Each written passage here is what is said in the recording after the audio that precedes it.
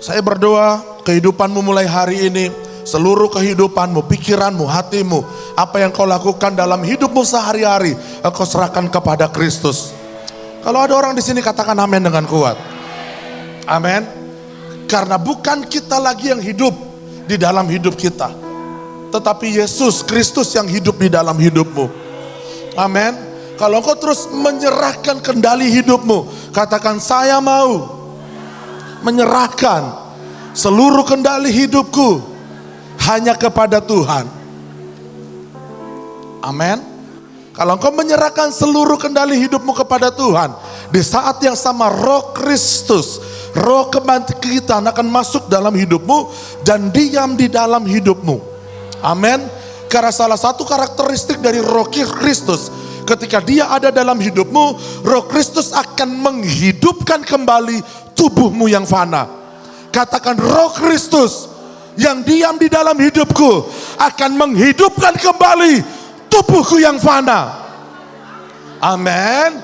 Jadi kalau engkau merasa tubuhmu lagi ada kepada tubuh yang sakit, tubuh yang mengalami kuasa maut, sebagian sel tubuhmu mulai tidak berfungsi, mulai mati, katakan, mulai hari ini aku menyerahkan seluruh kendali hidupku hanya kepada Kristus. Kalau kau menyerahkan seluruh kendali hidupmu kepada Kristus, Roh Kristus tinggal di dalam hidupmu. Dan Roh Kristus yang tinggal di dalam hidupmu akan menghidupkan tubuhmu yang fana, mengakibatkan segala sakit penyakit, katakan segala sakit penyakit yang membawa kematian atas tubuhku yang fana tidak berkuasa lagi atas hidupku. Amin. Karena sudah seharusnya Roh Kristus, Roh yang menyehatkan, Roh yang menyembuhkan, Roh yang membangkitkan, Roh yang menghidupkan, tinggal permanen atas hidupmu. Amin. Katakan, tinggal permanen atas hidupku, menjadikan hidupku, katakan dengan kuat, ikuti intonasi nada saya, menjadikan hidupku jauh lebih kuat, jauh lebih segar, jauh lebih sehat. Sehingga dengan tubuhmu yang kuat, sehat, segar, engkau akan bisa mulai berdampak buat banyak orang. Amin. Karena percuma pekerjaan roh yang besar, tapi tinggal di dalam tubuh yang sakit. Engkau tidak akan menjadi asetnya yang berharga. Tetapi kalau engkau bilang, Tuhan, saya mau hari ini menjadikan diriku menjadi asetmu yang paling berharga. Amin. Dan ketika engkau menyerahkan hidupmu kepada Tuhan, Tuhan bilang, Roh Kudus akan tinggal dalam hidupmu. Dia akan menuntunmu menuju kepada jalan yang benar. Kalau engkau berjalan di dalam jalan yang benar, hidupmu pasti benar, hidupmu pasti sehat, hidupmu pasti kuat, hidupmu pasti berpengharapan, karena engkau ada di dalam jalan yang benar. Ada orang di sini, dan kalau engkau bilang tidak ada satu kamar lagi yang bisa dikuasai oleh hal yang lain. Saudara pernah ikuti sesi ini? Yesus menjadi penguasa tunggal. Hari ini saya berdoa, ini bukan hanya menjadi wacana dalam hidupmu. Aku deklarasikan mulai hari ini, Yesus Sang Raja itu tinggal di dalam hidupmu. Dan tidak lagi menjadikan engkau sebagai raja, tetapi Yesus sebagai raja. Bukan hidupmu, katakan bukan hidupku, bukan keinginanku, bukan kehendakku yang menguasai hidupku, tetapi Raja di atas segala raja yang menjadi penguasa tunggal atas hidupku. Amin. Duduklah. Jadikanlah Yesus menjadi penguasa tunggal atas hidupmu. Kalau Yesus berkuasa, Sang Raja, Bapa yang kuat, penuh kuasa, berkuasa atas hidupmu, sakit penyakit tidak akan berkuasa. Dosa juga tidak akan berkuasa. Amin. Karena dosa tidak menemukan frekuensi dalam hidupmu. Dia tidak menemukan ada benih yang lain selain benih ilahi yang ada dalam hidupmu. Minggu lalu kita bicara tentang Roh Kristus adalah benih ilahi. Katakan, Roh Kristus adalah benih ilahi dalam hidupku. 1 Petrus 1 ayat 23 berkata, tetapi kamu telah dilahirkan kembali, bukan dari benih yang fana, melainkan lahir dari benih yang tidak fana. Maksudnya apa? Benih yang sifatnya kekal, permanen, tetap. Ada orang di sini? Dan benih yang permanen, benih yang ilahi, benih yang kekal itu ditanam oleh karena firman. Katakan, benih ilahi tertanam dalam hidupku lewat aku membaca firman, merenungkan firman. Ada orang di sini? Jadikan firman terngiang-ngiang dalam pikiranku. Di saat itulah benih ilahi akan tertanam dalam hidupmu. Katakan, di saat itulah benih yang kekal tertanam dalam hidupku. Apa itu benih yang kekal? Firman Tuhan. Kalau kita lihat di ayat 25, tetapi firman Tuhan tetap untuk selama-lamanya. Sakit penyakit ada, tapi sifatnya sementara. Ada orang di sini? Dosa bisa menguasaimu, tapi itu sifatnya sementara. Roh maut bisa mendekatimu, tapi tidak bisa menyentuh hidupmu. Karena yang kekal, katakan yang kekal, hanyalah benih ilahi yang tinggal permanen dalam hidupku. Itu sebabnya dengan sengaja engkau harus terus membaca begitu banyak firman. Katakan, dengan sengaja aku harus membangun hidupku mencintai firman. Amin. Karena firman adalah satu-satunya perkataan dari Tuhan. Kalau kita lihat selama beberapa waktu ini di media sosial banyak sekali terjadi penyimpangan tentang Kristen progresif. Saudara pernah baca tentang ini? Mereka tidak percaya lagi dengan apa kata firman, dengan apa kata Alkitab. Bahkan mereka percaya bahwa keselamatan itu di luar Yesus bisa. Nggak bisa. Kalau engkau tidak percaya sama Sang Bapa, lewat anaknya Yesus, engkau tidak mungkin diselamatkan. Amin. Kristen progresif berkata, firman Tuhan memang ditulis dan diilhamkan oleh Allah bagi orang di waktu itu. Nabi, rasul, murid. Tapi belum tentu firman Tuhan benar. Kata siapa? Firman Tuhan begitu akurat, benar adanya. Amin. Lalu kalau engkau bilang, kalau firman Tuhan benar adanya, kenapa Salomo memiliki istri banyak? Saudara pernah berpikir tentang hal ini? Pernah? Tuhan bilang, karena kedegilan hatimu, sehingga engkau berbuat seenak-enaknya saja terhadap hidupmu. Degil hatinya, keras, membatu. Diberikan firman tapi tidak mendengar, diberikan firman tapi tidak mentaatinya. Kenapa? Roh keakuan masih tinggal dalam hidupnya. Hari ini saya berdoa, roh keakuan, segala keinginanmu, keinginan dosa, keinginan lahiriah, keinginan manusiawi, katakan, mulai hari ini aku hancurkan di dalam nama Yesus. Karena kalau engkau terus dikuasai oleh roh yang namanya roh keakuan, engkau jadi memiliki hidup yang seenak-enaknya saja. Tidak heran hidupmu terus sakit, tidak heran hidupmu terus berkekurangan. Ada orang di sini? Kenapa? Karena engkau merasa ini hidupku. Engkau hanya menerima firman yang enak saja, lalu engkau mulai menyaring firman yang menurutmu susah untuk engkau lakukan. Padahal firman Tuhan bilang, ikutilah aku. Yesus berkata, ikutlah aku dan pikullah salibmu. Karena kuk yang kupasang itu ringan, itu enak. Ada orang di sini? Dan bebanku pun ringan. Jadi harusnya ketika Yesus memberikan firman, Tuhan memberikan firman lewat Bapa Gembalamu, aku bilang firman yang itu enak, firman yang itu ringan, dan bebanku pun menjadi ringan. Maksudnya apa? Kalau engkau mengikuti setiap arahan firman yang disampaikan dari atas mimbar ini, ada orang di sini, dan engkau mengikutinya dengan setia, engkau akan dapati kehidupanmu akan semakin ringan. Tapi berat, Pak. Ya berat. Karena engkau masih punya ambisi dalam hidupmu. Engkau masih punya keinginan dan cita-cita dalam hidupmu. Cita-cita ingin kaya, cita-cita ingin punya banyak uang, cita-cita ingin punya banyak aset. Saudara berpikir Tuhan tidak bisa menyediakannya? Bisa. Dia punya langit dan bumi. Bahkan di bawah bumi, neraka, rajanya pun Yesus. Ada orang di sini? Jadi apa yang kau kejar di atas muka bumi ini, itulah yang dikejar oleh bangsa-bangsa yang lain. Matius pasal 6, hal kekhawatiran. Apa yang engkau mau makan, apa yang kau mau pakai, itu semua dikejar oleh bangsa-bangsa yang lain.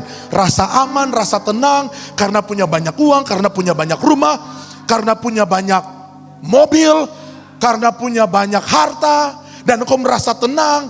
Satu waktu kalau Tuhan murka atas hartamu, perhatikan saya ke depan. Engkau mengumpulkan dengan caramu, cara yang salah, cara yang tidak berkenan. Suatu waktu dia akan murka atas hidupmu. Hartamu dengan begitu saja bisa habis. Tapi hari ini saya berdoa, murka Tuhan tidak akan turun atas hidupmu. Ketika engkau dengan setia, katakan dengan aku dengan setia dan bertekun mengikuti setiap arahan rohani. Amin. Maka engkau akan dapati hidupmu semakin ringan. Bebanmu pun ringan. Pekerjaanmu pun semakin ringan. Kehidupan suami istrimu pun semakin, ayolah dengan yakin berkata, ringan. Amin. Karena Tuhan tidak menghendaki kehidupan kita berbeban berat. Tuhan tidak menghendaki kehidupan kita di atas muka bumi ini tertekan. Tuhan tidak menghendaki kehidupan kita di atas ini dibebani oleh persoalan dan permasalahan. Itu sebabnya kau harus bangkit. Ada roh Kristus, katakan ada roh Kristus. Ada benih ilahi, ada firman Tuhan setiap hari yang baru atas hidupku.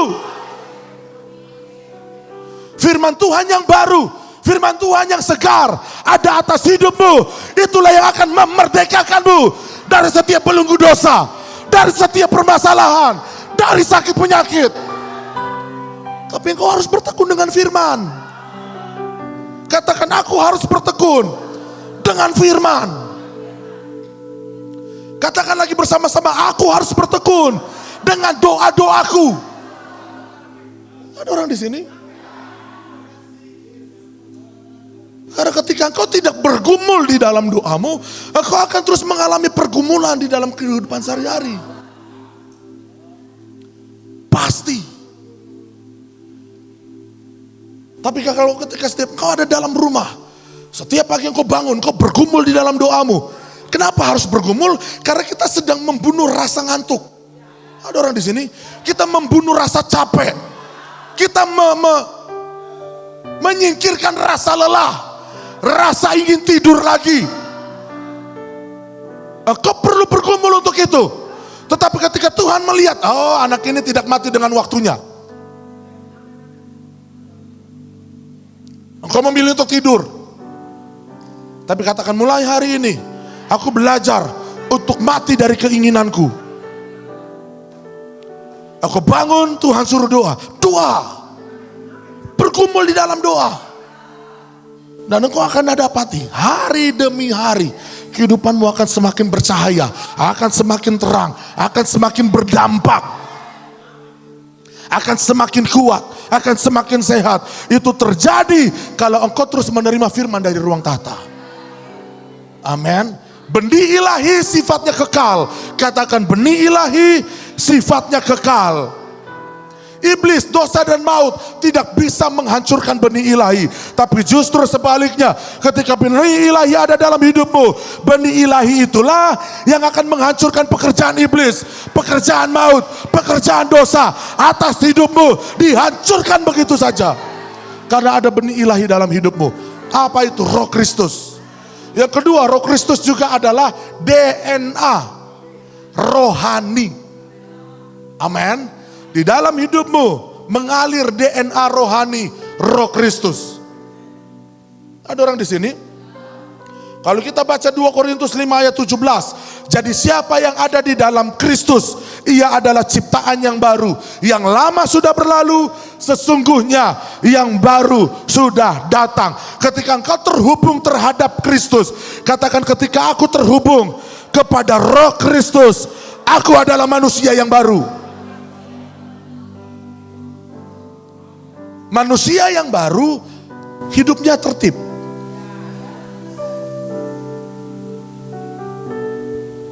Katakan, manusia yang baru harusnya menjadikan hidupku semakin tertib. Amin. Tertib waktu. Katakan, tertib waktu. Pertanyaan saya, jam berapa saudara tadi datang beribadah di tempat ini? Ayolah, jangan mulai baku lihat, Bapak sih tadi saya bilang mandi, tidak mandi. Mama sih make up alis kanan, alis kiri. Sudahlah, kalau kanan aja, kiri nanti di gereja. Saudara tersenyum, tapi dalam hal ini saudara tidak tertib. Ada orang di sini? Saya berdoa Roh Kudus menyadarkanmu untuk mulai tertib dengan waktumu buat Tuhan. Saya tidak sedang bicara tertib waktu buat yang lain. Tapi kalau buat pekerjaan engkau tertib waktu, engkau datang tepat waktu, dan buat Tuhan engkau tidak tertib waktu, ada yang salah dengan hidupmu. Ada orang di sini? Ada yang salah. Apa yang salah, Pak? Saya kerja halal, aku sedang mengejar apa yang menjadi keinginanmu, bukan keinginan Tuhan. Hari ini saya berdoa di hadapan Tuhan, ampuni kami kalau kami kadang suka tidak tertib di dalam waktu. Kami berharap Engkau tepat waktu menjawab kami, tapi kami menyia-nyiakan waktu kami kepadamu Tuhan. Ikuti doa saya, Bapa. Hari ini aku membuka hatiku, aku mengakui kesalahanku, dan aku mau bertobat di hadapan-Mu. Bapak, hari ini aku berdoa pada setiap jemaat Tuhan, biar roh yang tertib, roh yang mengasihi Tuhan, roh yang mencintai Tuhan, itu tinggal permanen dalam kehidupan setiap jemaat Tuhan. Mulai hari ini mereka akan menjadi orang yang tertib waktu kepada Tuhan. Di dalam nama Tuhan Yesus, itu pasti terjadi, itu pasti tergenapi di dalam nama Yesus. Yang percaya katakan amin. Kalau engkau terus bilang, Tuhan tolong tertib dong, berkati saya. Kalau saya minta sekarang, berikan sekarang.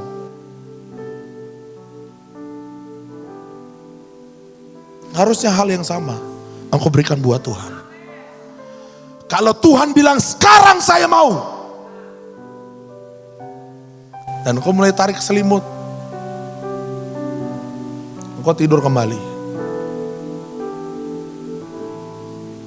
By the way, Tuhan tetap menerimamu. Tetap. Amin. Tetap menerimamu. Kalau saya jadi Tuhan, saya tendang. Untung saya gak jadi Tuhan. Tapi hari ini saya berdoa, hikmat Tuhan turun atas hidupmu, Roh Kudus akan menuntun hidupmu, sehingga engkau terus jalan dalam jalan kebenaran. Katakan, sehingga aku terus jalan dalam jalan kebenaran. Amin. Kalau Tuhan minta seluruh waktumu buat Tuhan, adakah yang mau memberikannya? Bagaimana dengan istriku? Bagaimana dengan anak-anakku? Seorang pahlawan, tentara, pasukan, dia tidak lagi mempedulikan apa yang menjadi persoalan hidupnya. Kalau komandan bilang pergi sekarang, siap-siap sekarang, berperang sekarang. Seorang prajurit akan katakan, siap bos, siap komandan. Bagaimana dengan cucianku? Bagaimana dengan pekerjaanku? Komandan bilang, tenang aja, aku yang urus. Tapi kalau engkau terus sibuk dengan urusanmu, ya sudah, komandan cari prajurit yang lain dong. Ada orang di sini? Dan engkau mulai bergumul dengan kehidupan sehari-harimu. Komandan bilang, siapa suruh? Nggak ada yang suruh. Kalau engkau mulai tidak mau bergumul lagi dengan kehidupan sehari-hariku, taat akan komandanmu. Taat akan bosmu. Siapa bosmu di dunia ini? Tuhan. Siapa komandanmu di gereja ini? Ayolah. Gembala.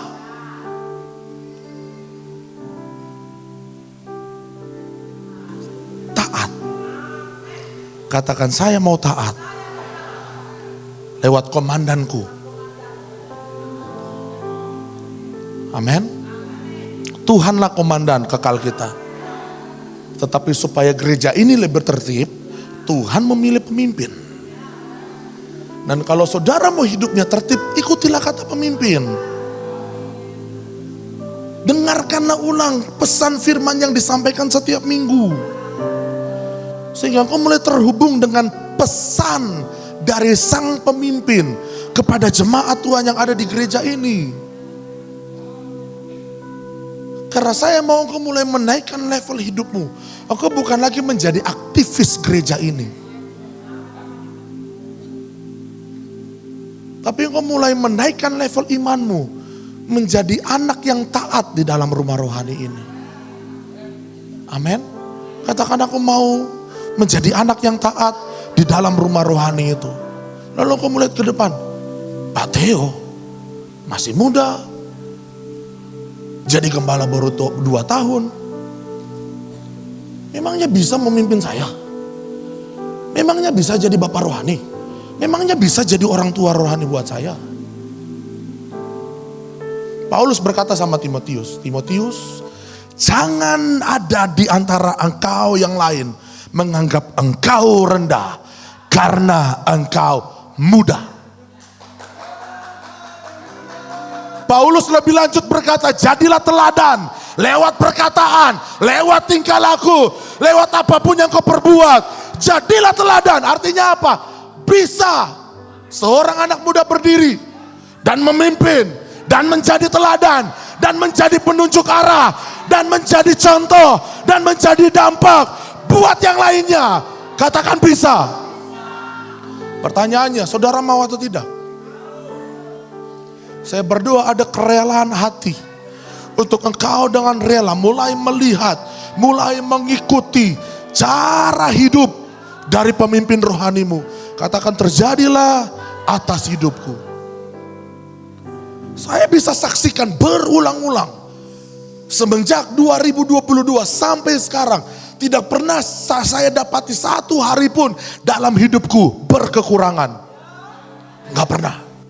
Saya bisa saksikan dari tahun 2022 sampai sekarang, tidak pernah satu hari pun saya tergeletak karena sakit. Gak pernah.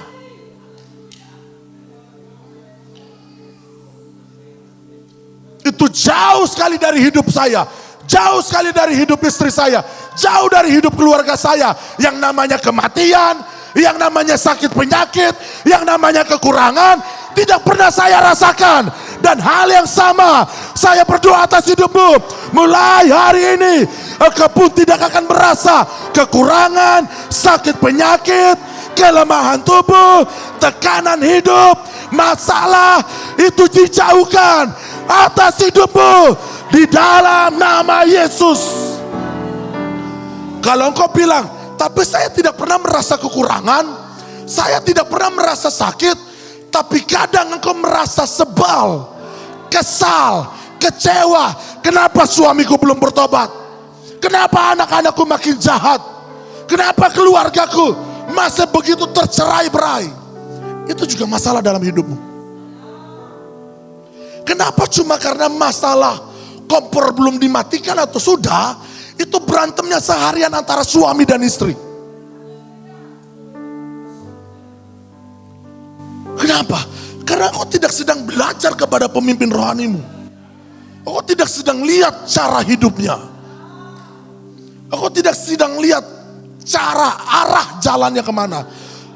Pemimpinmu jalan ke sini, aku mulai belok ke sana, mencari ke sana. Siapa tahu di sana ada kehidupan. Di sana tidak ada kehidupan. Engkau akan terus menemui kematian, kematian, kematian. Karena engkau terus ada di jalan yang salah.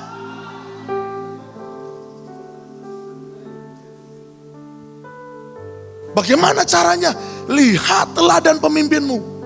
Apa yang dia lakukan? Kenapa dia bisa mati-matian mengejar Tuhan? Kenapa dia bisa setiap hari berkhotbah, mengajar? Kenapa bisa setiap seminggu sekali dia terus ikut PG? Bukan hanya ikut, pimpin PG. Prayer group, setiap hari Kamis. Dan kalau saudara yang ikut prayer group, kita doanya tuh tidak pernah biasa-biasa. Tidak pernah. Kita terus bangkit dengan roh yang perkasa, bangkit dengan roh yang bergelora, bangkit dengan roh yang menyala-nyala. Kenapa? Sebab kita tahu kita adalah anak Allah yang harusnya berkuasa, yang harusnya berotoritas. Kalau engkau mau usir sakit penyakit, engkau mau usir setan, tidak bisa caranya dengan begini. Pergi sana. Harus ada otoritas dari mulutmu. Harus ada suara intonasi kemenangan. Katakan, hai iblis, hai setan, hai sakit penyakit, pergi. Bangun sebuah keyakinan bahwa lewat perkataanmu, engkau memiliki otoritas di atas segalanya. Saya bukan sedang sekedar hanya asal teriak. Tapi dalam setiap perkataanku saya tahu ini mengandung kuasa. Pertama, mengandung kuasa atas hidupku. Karena aku meyakininya. Tapi kalau engkau juga meyakini hal yang sama, maka perkataanku pun juga akan mengandung kuasa atas hidupmu.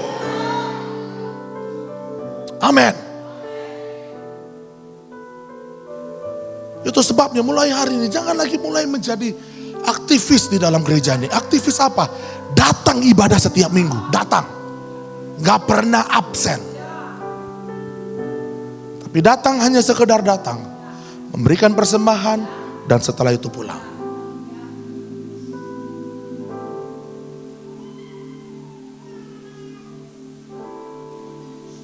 Jemaat yang ada di Berea, mereka bukan hanya menjadi jemaat aktivis di mana datang beribadah. Ada Bapak Gembala yang berkhotbah, puji Tuhan. Kalau ditanya sama orang di luar sana, ibadahnya di mana? Di Pak Sutimin. Oh, gerejanya bagus tuh. Tapi yang kau dapati kehidupan sehari-harimu kadang suka kalah. Kalahnya cuma dalam hal yang sepele. Cuma karena tadi lupa matiin kompor atau tidak. Sudah jalan setengah kilo dari rumah, tanya sama suami, kompor tadi sudah mati belum ya? Mana saya tahu. Cuma persoalan kompor, ributnya sampai kayak perang dunia ketiga. Artinya engkau sedang dikalahkan oleh roh maut yang namanya konflik batin. Coba. Kalau engkau mulai mematikan segala keakuanmu, engkau mulai mengosongkan dirimu. Filipi pasal 2, seperti Kristus mengosongkan dirinya. Tidak menganggap dirinya sebagai Tuhan lagi, tetapi sebagai manusia, hamba yang tidak berharga. Mau dipukul, mau dihajar, mau diludah, mau dihina, dia menerimanya. Dan dia tidak menyimpan dendam. Apa yang terjadi ketika kompor lupa mati atau tidak? Istri bilang, suamiku, tadi kamu sudah matiin kompor belum? Suami, engkau dengan tenang bilang, sudah atau belum ya? Kamu ingatkan saya? Iya, saya ingatkan kamu. Mungkin saya lupa. Bagaimana kalau kita kembali mengeceknya? Udah, kembali. Buka pintumu. Oh, sudah mati. Puji Tuhan. Mami, sudah mati ya sayang. Jalan lagi. Satu harimu itu akan dipenuhi oleh damai sejahtera.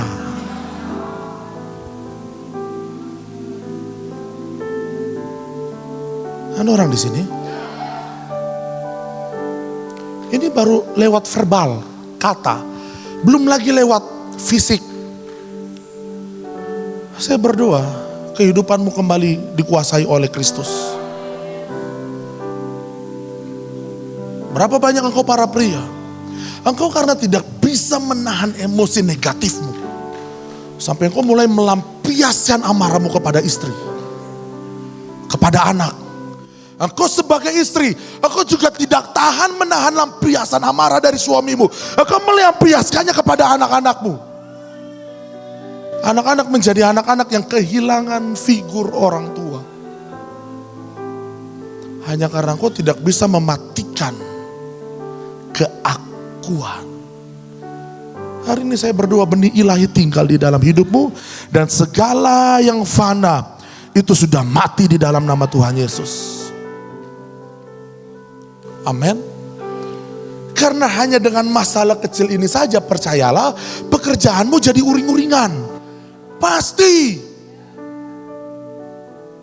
Aku lihat kucing lewat juga, aku akan marah sama kucing itu. Cuma karena persoalan kompor di rumah. Artinya iblis sedang bersuka cita dan berbahagia.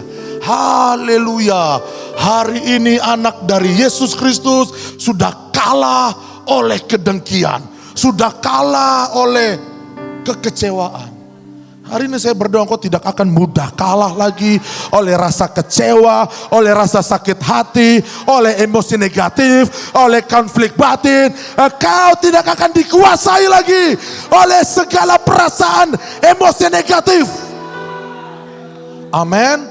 Karena katakan mulai hari ini DNA roh, yaitu Kristus, roh Kristus diam di dalam hidupku.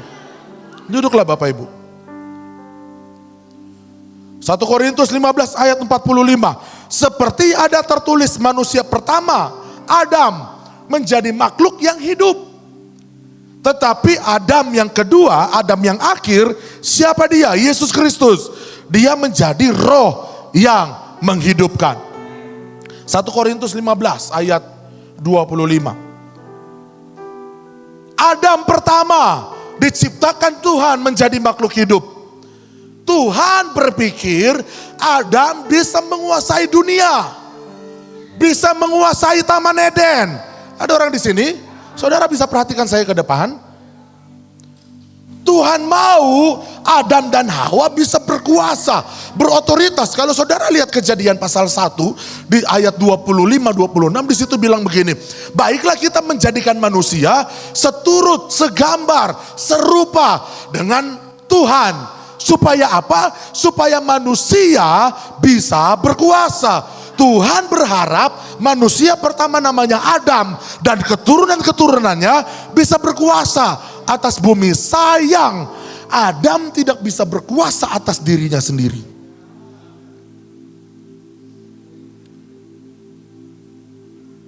Sehingga dia mau jadi sama seperti Tuhan.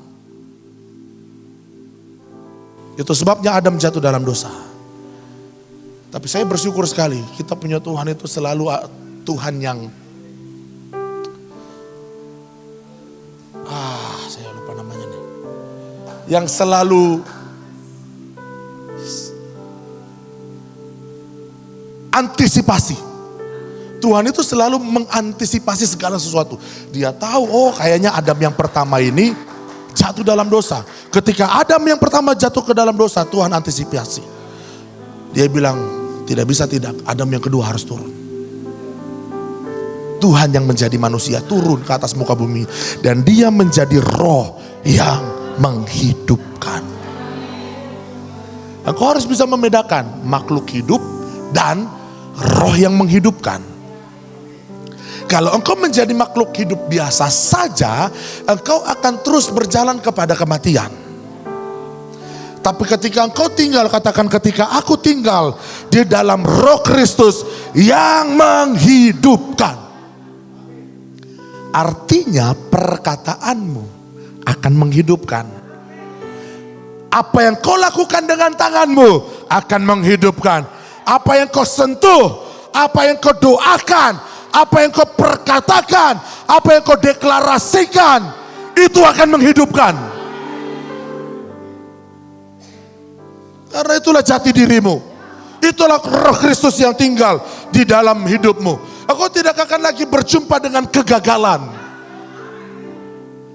Engkau tidak akan lagi menjalani hidupmu yang stuck. Engkau lihat maju ke depan jalan buntu, lihat ke kiri jalan buntu, lihat ke kanan jalan buntu. Itu tidak akan lagi terjadi atas hidupmu. Engkau akan lihat ke atas, Tuhan, depan kiri kanan jalan buntu, tolong aku, berikan aku hikmat. Roh Kudus akan berikan hikmat. Dia akan memberitahu ini jalan, jalan saja terus, tapi sempit, tapi susah. Tuhan bilang jalan saja terus, karena di sana ada kehidupan. Di saat itulah saya berdoa engkau memiliki langkah ketaatan untuk mulai ikut jalan. Udah jalan aja. Jalannya makin sempit, jalan saja. Kalau itu Tuhan yang suruh, katakan kalau itu Tuhan yang suruh, aku mau jalan. Amin. Roh Kristus yang ketiga. Kita baca bersama-sama. 1, 2, 3. Roh Kristus adalah suatu kualitas. Sebentar. Saya suruh baca dengan bersuara. Oke? Baca dengan bersuara. Bukan baca dalam hati. Bisa? Kita baca lagi sekali lagi. Adakah Bapak Ibu yang agak sulit melihat kata-katanya karena kekecilan? Tidak ada ya? Bisa ya? Tapi cukup bisa. Oke, puji Tuhan. Kita baca bersama-sama dengan suara yang kuat. 1, 2, 3. Roh Kristus adalah suatu kualitas kehidupan ilahi yang disingkapkan dan diimpartasikan oleh Roh Kudus kepada orang-orang percaya yang sepenuhnya sudah menjadi milik Allah. Katakan bersama-sama saya, aku sepenuhnya sudah menjadi milik Allah. Kalau engkau menyerahkan hidupmu, engkau menyerahkan kendali hidupmu kepada Tuhan, dan engkau berkata, Tuhan, sepenuh hidupku adalah milikmu. Artinya Tuhan bekerja lewat Roh Kudus dalam hidupmu.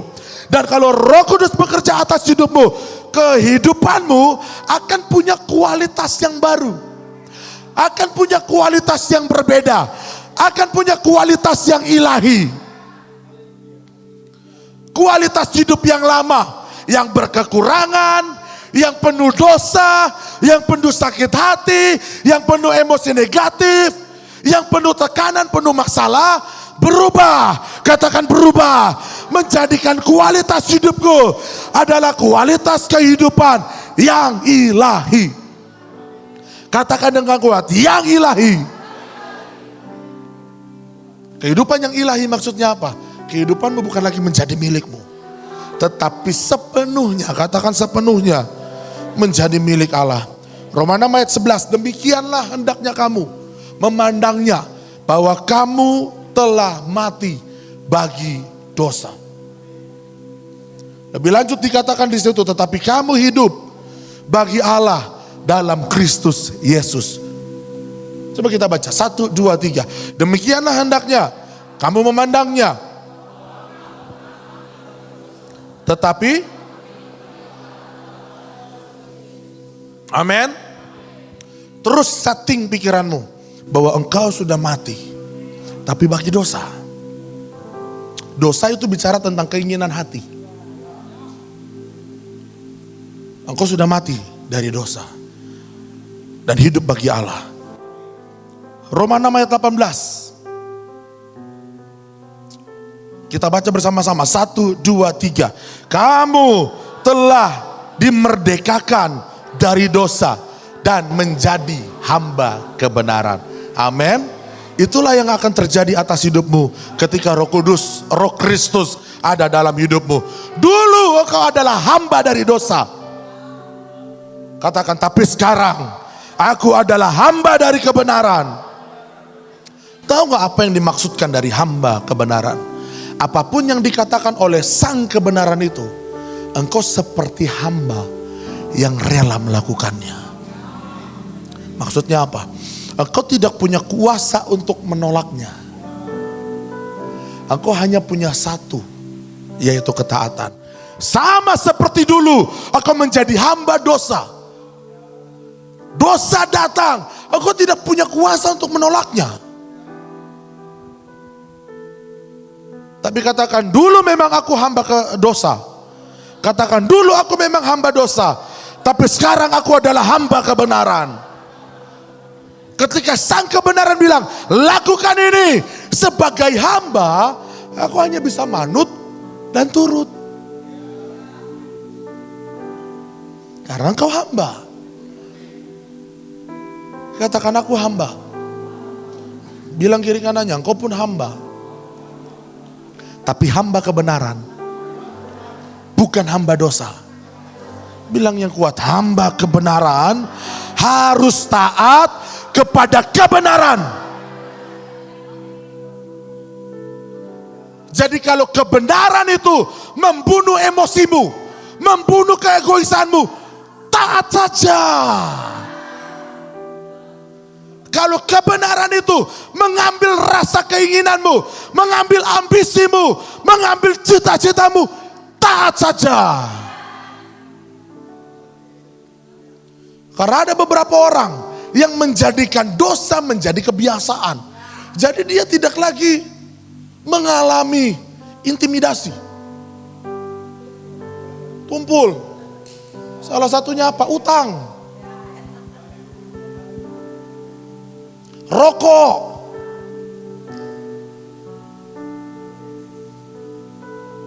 Memanipulasi uang. Ada orang di sini?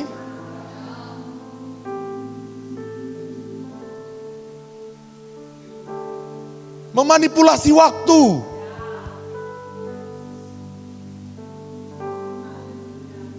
Orang-orang ini menjadi tumpul. Kenapa? Sudah biasa melakukannya. Hamba itu memang sudah biasa melakukan hal yang itu saja. Tetapi sebagai hamba kebenaran, engkau akan mulai terbiasa untuk melakukan kebenaran atas hidupmu.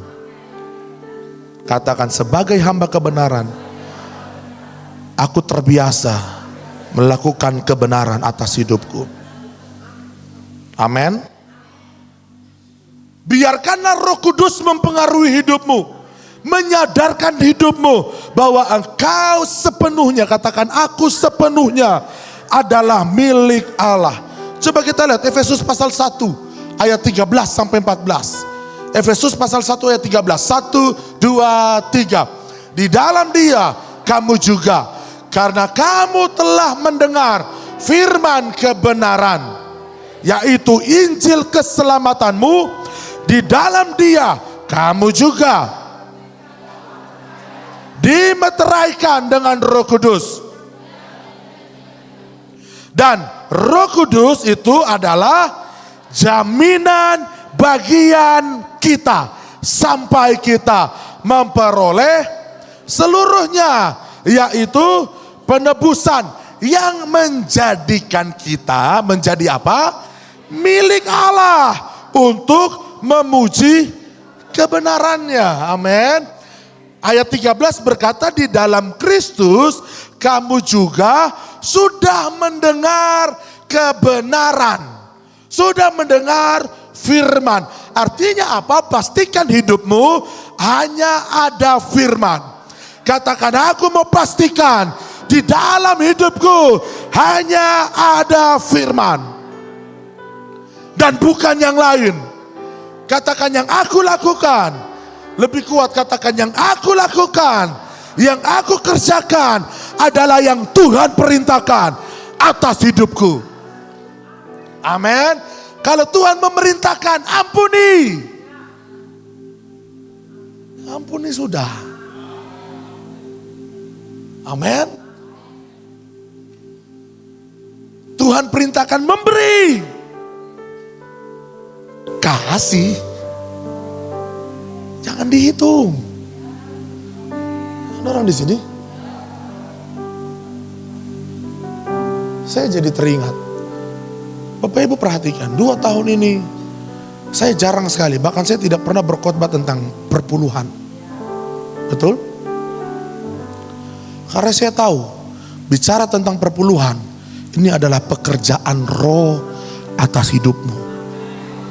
Ini bukan sebuah perintah, ini bukan sebuah hukum Taurat, tapi ini adalah pekerjaan Roh atas hidupmu.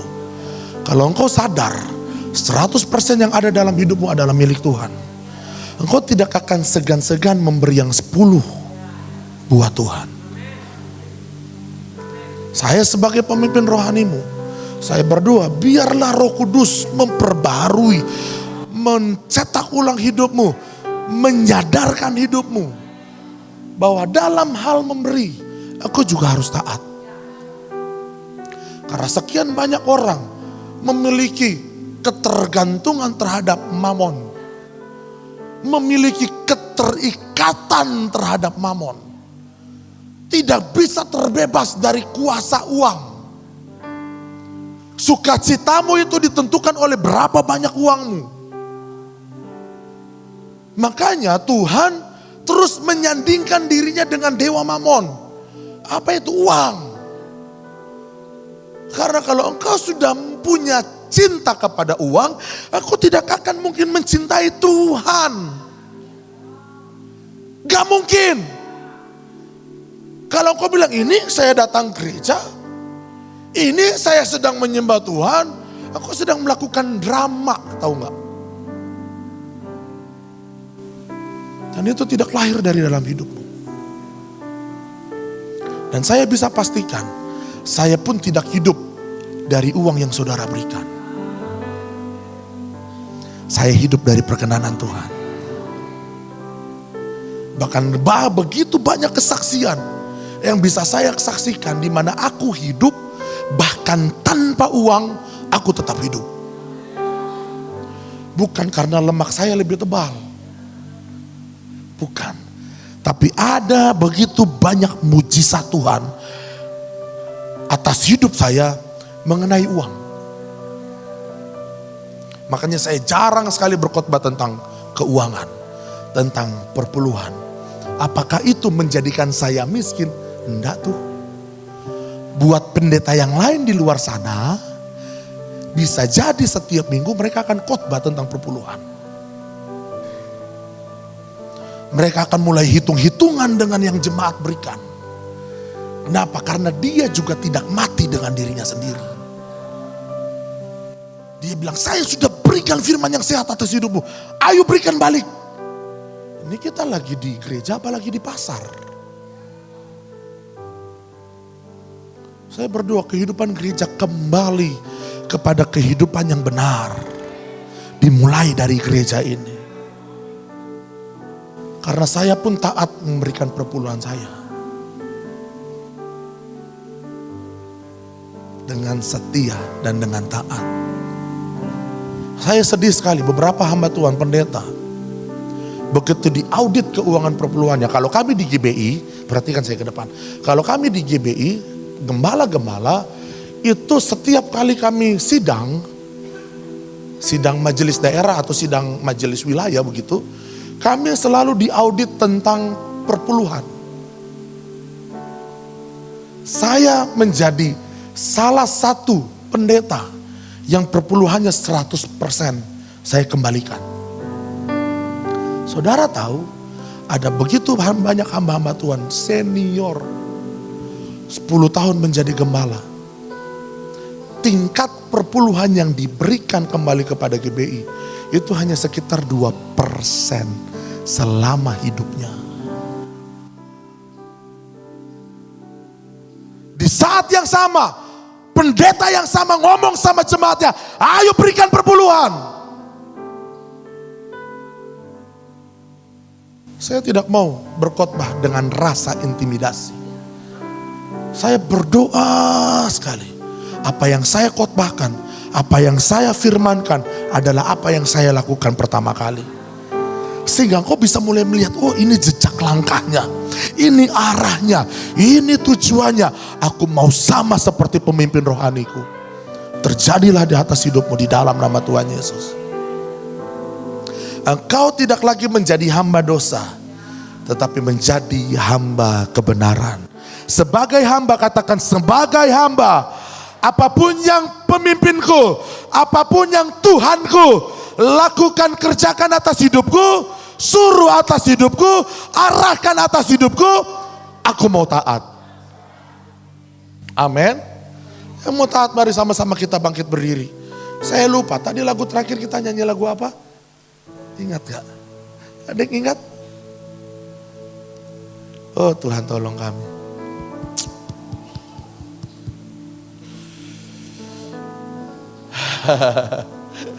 Ada yang ingat jemaat?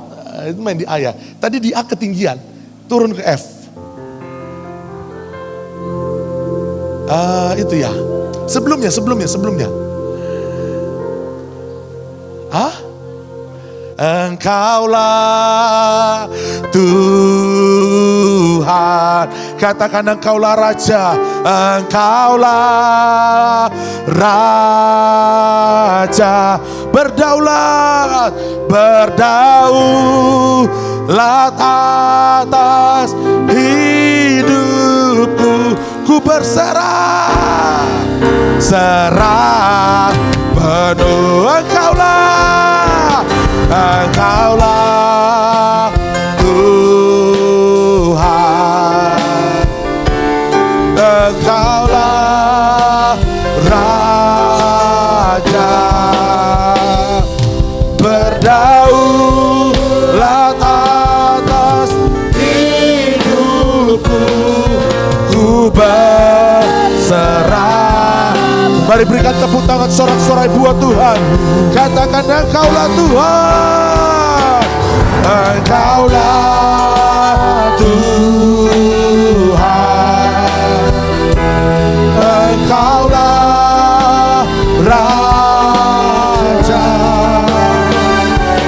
Berdaulat atas hidupku.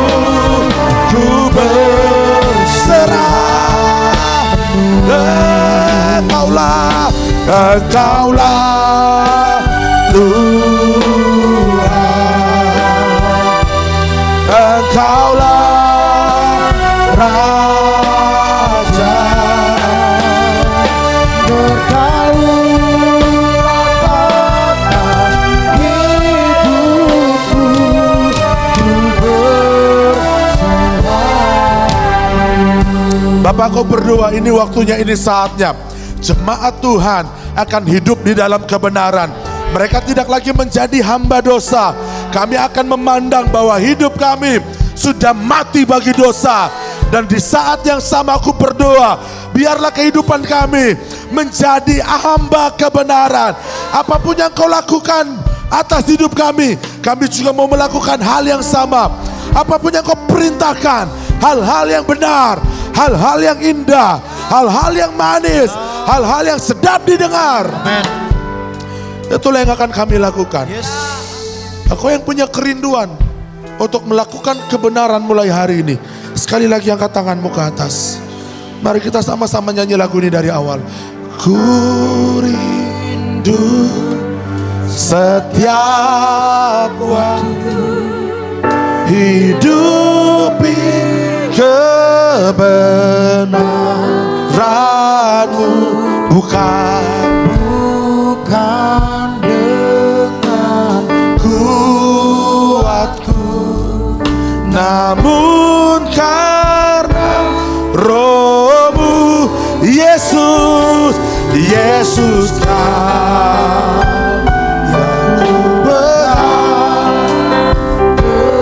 dengan kerinduan dari dalam hatimu. Sama-sama kita nyanyikan lagunya dari awal. Katakan ku rindu setiap waktu hidupi kebenaran-Mu, bukan dengan kuat. Katakan namun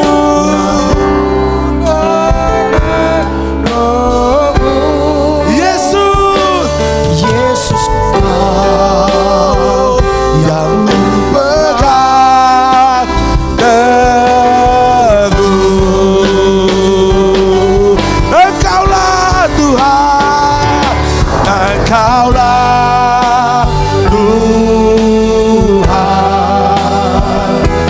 Engkaulah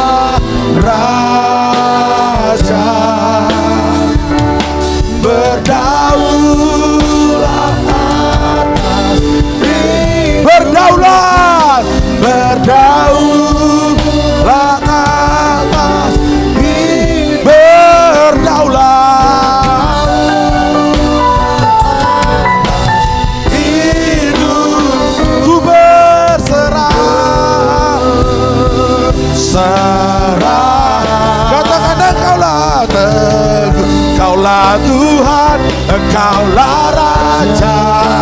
Ayo deklarasikan, katakan, Engkaulah Tuhan, Engkaulah Raja. Engkaulah Tuhan, Engkaulah Tuhan, Engkaulah Raja. Oh, Engkaulah Tuhan, Engkaulah Raja. Sekali lagi katakan, Engkaulah Tuhan, Tuhan, Engkaulah Raja. oh Engkaulah Tuhan, Engkaulah Tuhan, Engkaulah Raja. Berdaulat, berdaulat atas hidup. Berdaulat, berdaulat atas hidup. Berdaulat, berdaulat atas hidup. Ku berserah, ku berserah